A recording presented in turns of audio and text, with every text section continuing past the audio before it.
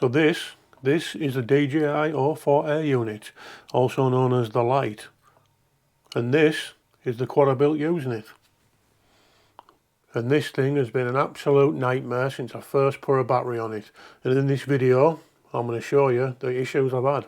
What's up everyone, I'm Matt, welcome to my channel. Now let's get one thing straight off the bat here. There's nothing wrong with the actual frame or anything like that. The frame's actually one of my favourite parts of this build.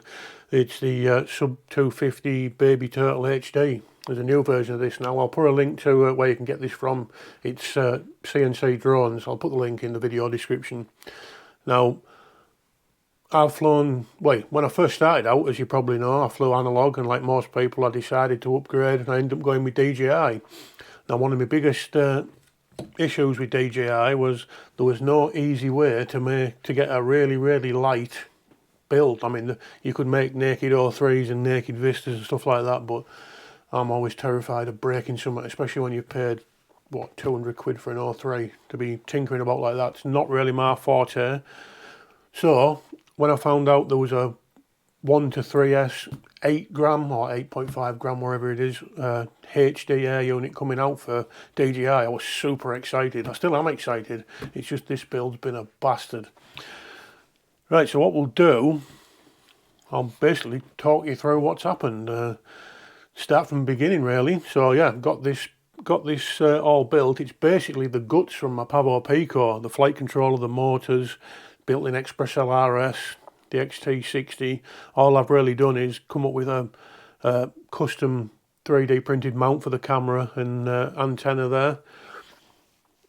And I was super excited when I got this built, so let me take you through what happened the first time I took it out. So here we are, we've gone to my local park. It was a nice sunny day, so I thought, great, nice chance to get some footage here. Now as I'm flying about here, I don't know if you can make it out. You see how I'm getting some sort of vibration. I was like, oh shit.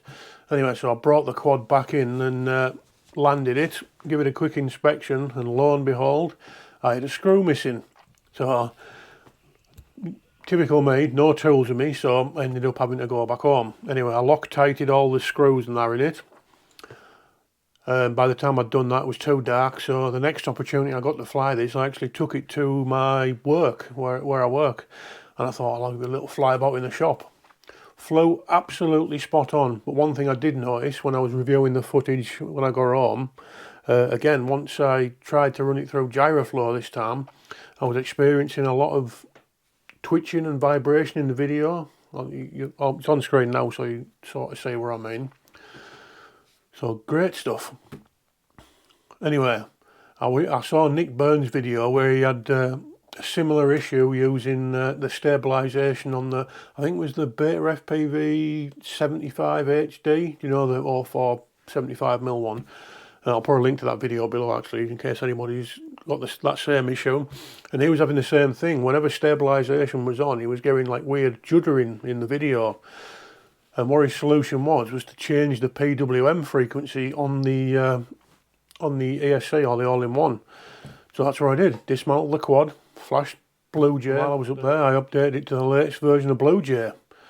So I thought, great, right, take it to the park. So that's what we did. Right, so here we are in the park. I've come pretty early on the morning just to try and bait the chavs and the kids out. Looks like I have.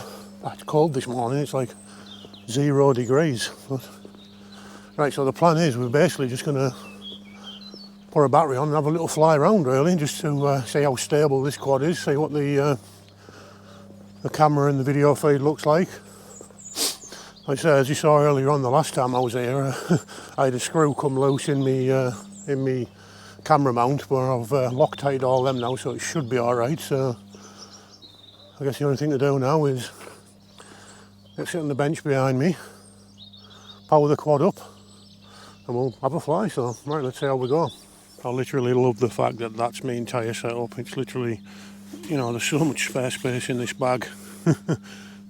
Compared to my 5-inch gear, you know, I have a huge backpack on with about 40 kilograms of gear in, so to come out with something like that's quite nice. So right, enough waffling on, let's get in the air. Before I set off, I better just make sure I've got my goggles set to 04. I'll put my glasses in my pocket. Like I say, I'm wearing the goggles too, so we won't be able to test race mode or anything like that. Right, we're on all four. I'll take my quad back out my pocket. Right, so quad on the floor. But it looks tiny on my stick cam down there. That's what she said! Right, enough messing about, let's get it in acro mode. Arm the quad. And let's go for a fly. Hang on. Why isn't that quad arming? Angle mode, acro mode on. Disarmed. Armed.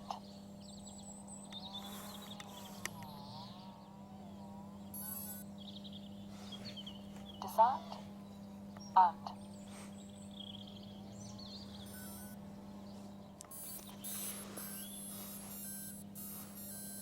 I'm getting the startup sound from the ASA and everything. So. Right, rather than just wasting video, I'm now starting to get a calibration error in the goggles. So let me just stop recording, calibrate it, and we'll try again. Well, it seems I'm destined not to make this fucking video. It's nothing but issues every time I come out. If it's not loose screws, it's quad won't arm. Anyway, right. I can only assume I recently flashed Bluejay to the latest version on 48 kilohertz. I'm going to try swapping it back, and then I will test hover it in the house before we come back out. So right, let's get home, do that, and then we'll try again. Right, so we're back home now.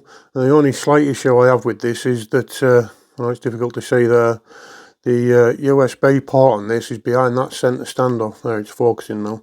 You see the little white section there. So basically I have to dismantle this rear bit in order to go into that. So we'll do that, plug it into Betaflight first, see if everything's okay, and then we'll put it back onto Bluejay and reflash it back to the previous firmware, and then we're going to test arm it and see if that works. Alright.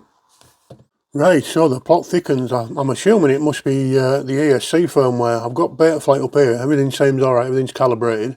I'm on the motors tab and I've got everything on there, and when I raise the motor slider, and I have got a battery plugged in by the way, I'm still getting nothing on the motors apart from a little reset beep. So all I can assume is it must be something to do with the Bluejay firmware. So we're going to disconnect all this, we're going to get a fan set up for the 04, and then we're going to try reflashing Bluejay. Right, so I've got Bluejay up and running here. Excuse me if the volume's a bit off. I've got a fan blowing on the flight controller in the 04 because they are a bit prone to overheating. But you can see there I'm running Bluejay 21 at 48 kilohertz. So what we're going to try and do now is reflash that to 19.1, which was on before, and then just see if we can arm it really. So right, I'll do that now. Right, so as you can see there, the firmware's changed. It was 19.2, sorry, not 19.1. And where I've kept the PWM frequency at 48 kilohertz, just so I don't get that vibration on the video. So alright, let's get it back together and plug back into Betaflight, and we'll see if the fucking thing arms now. So alright, let's go.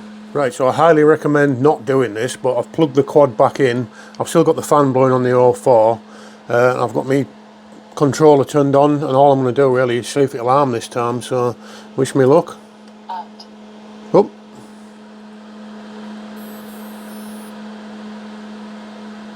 Disarmed.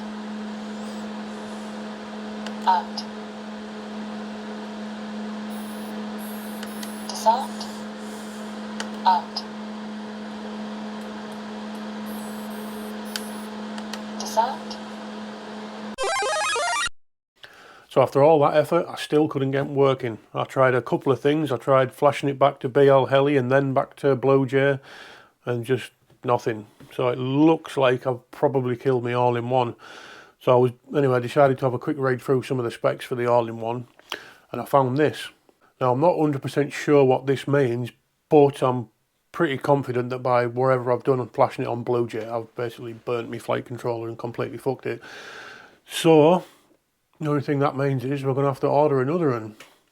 So unfortunately, that's where this video ends for now. I will be back with a part 2 because I really do want to fly this thing and make an actual proper review of it. I'm super gutted that we've ended up in this situation, but shit happens. That's what this FPV game's about, you know. When you're soldering microelectronics with little to no experience, then shit happens. So if you enjoyed this video and you're not too depressed, please think about giving it a thumbs up and subscribing, and we'll see you in part 2, where we will be flying this quad if I have to fire it out of a fucking catapult or not. See you next time.